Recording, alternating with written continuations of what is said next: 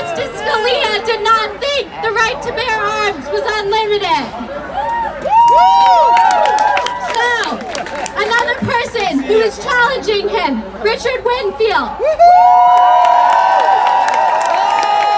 If any of you were here last year marching against putting guns on campus, Dr. Winfield is someone you will recognize. He joined us as a professor and said, "Not in my classroom." Please welcome him.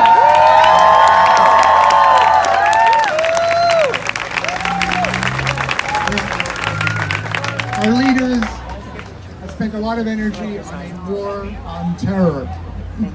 But what they have ignored is the reign of terror that rules in schools, in shopping malls, in parks, in every public space, and in every household.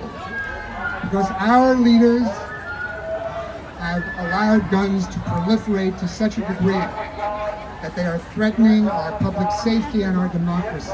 Now, the NRA would like you to believe that when you bring a gun into the house, you make it safer.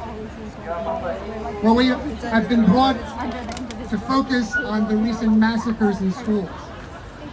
But let's think of the enormity of the gun violence that is wielded on our young people, and that we elders have allowed to exist. First of all, the mass shootings are only the tip of the iceberg with regard to shootings of students, which go on in schools individually, go on the way to school, go on in neighborhoods at an astounding and horrific rate. But when you introduce a gun into a household, you automatically make domestic violence, domestic abuse a much more lethal matter, which may not only have children as the direct victims, but will have other family members that will scar them for the rest of their lives. We also have to remember, and I say that as someone who has gone beyond youth into another period of life, that our soldiers are young people.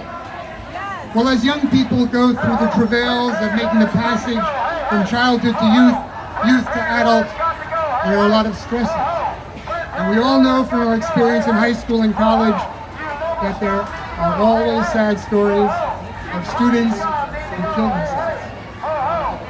Of the 96 people who are killed by gun violence every day, 60 are people who shoot themselves. And there is a disproportionate number of young people who commit suicide. And sadly enough, that's particularly true of our young soldiers.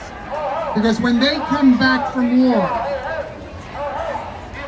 we in a sense show our contempt for them by living with a situation where every day 22 veterans kill themselves with guns, and often the guns that we have allowed them to take back from the field of war. Now, mental illness is by no means disproportionately responsible for violence against other people, but it does have a toll in suicide. And we as a society have failed to provide adequate mental health care for all of our people, and especially our young people. So when we think of the real solution, we have to think of a national solution. This is a problem that is operating in every nook and cranny. Under our current state of wild, irresponsible proliferation of guns, there is no place a young person can go and feel that they can engage in peaceful, democratic debate without the fear that there is someone packing a weapon who may get angry, or who may be simply part of those groups that are coming to public events armed to the teeth. So we need to take national action to prohibit guns from being in our public sphere. We need to limit them. They should be prohibited from public places, public parks, schools, universities, every public facility. They should be kept in homes, safely stored. They should be kept in cars, unlocked and unloaded. They can be taken to firing ranges and out hunting animals, but nowhere else is there an excuse for any private person to be carrying a weapon. And we need to make the weapons safer. It's not enough to ban military-style rifles, because any rifle that's semi-automatic can do the same havoc. We have to prohibit all semi-automatic rifles and think about extending the ban to semi-automatic pistols, and to ban, exactly, all high-capacity magazines. And when we speak about background checks, it should apply not just to guns, but to ammunition and any other gun paraphernalia. And I'll give you a suggestion that was given to me by someone who heard me speak earlier today. We need to have liability insurance that gun owners and ammunition buyers are required to purchase. We require it for people who have an automobile. Well, guns are just as lethal as an automobile.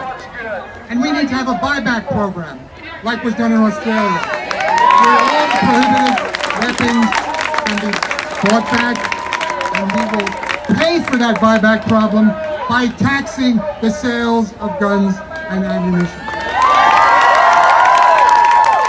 And finally, we need to have a complete database in operation that's confidential, so that we can effectively prohibit anyone from possessing a gun who has a history of mental illness, a history of domestic abuse, a history of crime, or a history of terrorist activity.